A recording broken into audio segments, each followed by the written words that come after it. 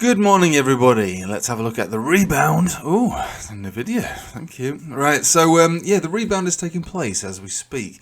Now, this might not be the rebound that leads to reversal, but it certainly is a rebound all the same, and it's coming from an exact area on a chart that we kind of expect to see it. A 20 moving average on the daily, so center of the range, 65% of the time. You're going to bounce from this area, whether that's back up to the top of the Bollinger Band, or basically just have a little bounce. Now, there isn't any bullish divergence on the way down from here, and there doesn't have to be for this sort of thing. This is just an obvious sort of educated guess kind of place for Ethereum to bounce from. Obviously, Bitcoin doesn't look anything like this, but Ethereum does. So let's move over to the 4-hour to see what's been going on there. Well, to be honest, on the 4-hourly, there was a subtle piece of bullish divergence which was cancelled out just on this last move down, and still bearish trend, really. There's nothing else we can say about that. It's bearish trend until we've reclaimed the Bollinger Band over here. And we haven't. We lost it, rejected from it. So it might be that we sort of meander down again. So we see that Ethereum moves up to 4,300 and then back down again to perhaps maybe around 3,900-ish kind of area. Build some bullish divergence on this 4-hourly, hit a major moving average like a golden cross, and then sort of look to V-shape out of that. That's what we might be looking at. The operative word obviously is might. We don't really know anything at all, do we really? We're nothing out here. We're nothing, and these charts are nothing. But anyway, let's have a look at Bitcoin, see what's going on over there. So Bitcoin's getting quite close to the bottom range here, the $112,000 zone. The 4-hour is nothing special to see. The daily is quite dramatic now when you look at it like this, I suppose, isn't it really? So all the way from the top to the bottom at this point now, it's just, we've lost like $10,000 off it, so it's almost 10% we've seen shaved off Bitcoin's price. Oh my God! Oh, so it's it's quite dramatic, I have to say. Like, it's pretty big, but we don't have any negative crosses on the Itchy Cloud. We've got no leading portions red. We've got nothing like that, and we've lost all moving averages, but they were kind of range bound. Have been range bound since July.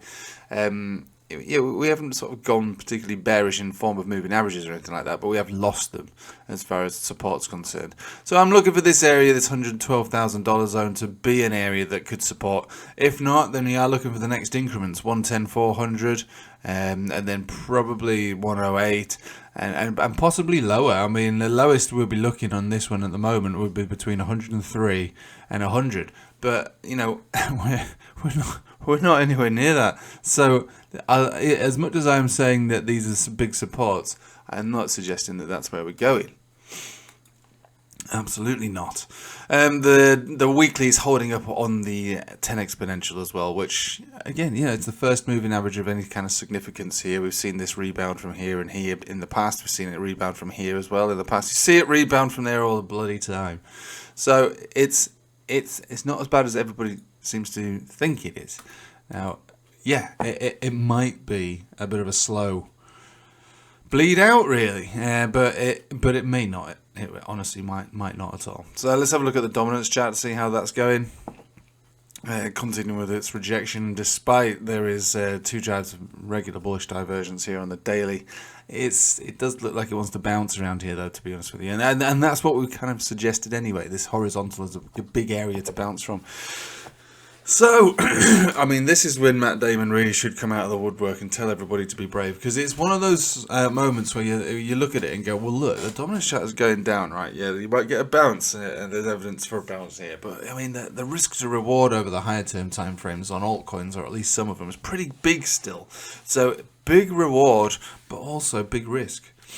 And I suppose that is how people make money, isn't it, really? It's also how people lose loads of money. You've got to be able to be comfortable with the risk, or be willing to risk, in order to gain the reward. And that's what crypto is, isn't it, really? Big risk, big reward. And that's why it brings out so much emotion, really, when you either get it wrong or even right. Because, obviously, it's a dramatic move in either direction for the most part. So, dominance chart still looks like it wants to go down generally, but be careful of that bounce. We're very close to the bounce area, really. That is basically fractions of percents away from where we are right now, about 58.5% dominance. Last thing we'll peep out, because we're doing a live stream tonight, so if you want to join for that, there's links in the description below. So we can see that the rejection from the previous from the previous local highs, obviously quite clear.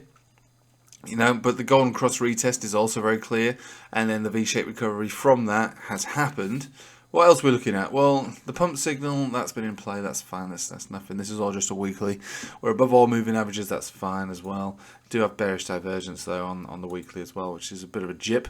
Bearish divergence kind of playing out, no chance for bull div though, and the 4 hourly, for what it's worth, has just regular bull div, but nothing special, and it's moving into a golden cross retest on a 4 hourly.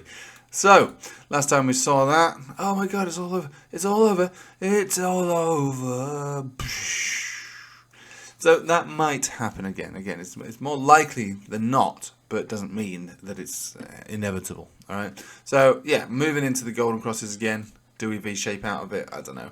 From a risk to reward perspective, again, to bore you with that that phrase, I think the risk is worth it. Really, I think there's a good chance actually that the low has already been met by Ethereum and potentially altcoins as a group. But this is what the Patreon is really good at the moment. Looking at all the altcoins, working out which ones are just moving with the market, not doing their own things, and which ones actually have some kind of setup of their own, which might end up fulfilling into much higher prices. And I think for the most part, most altcoins are just doing nothing. They're just doing what the market's doing. They're like, oh, we're going up, let's go up then. Oh, we're going down, let's go down then. No conviction, no commitment to their own charts. There's nothing going on for most of them. So, yeah, when I say altcoins, obviously I mean the good ones. And the good ones, well, that's what we'll discover tonight, no doubt. Anyway, I'll leave it with you there. Thanks for watching. Hope you have a nice day. Take it easy.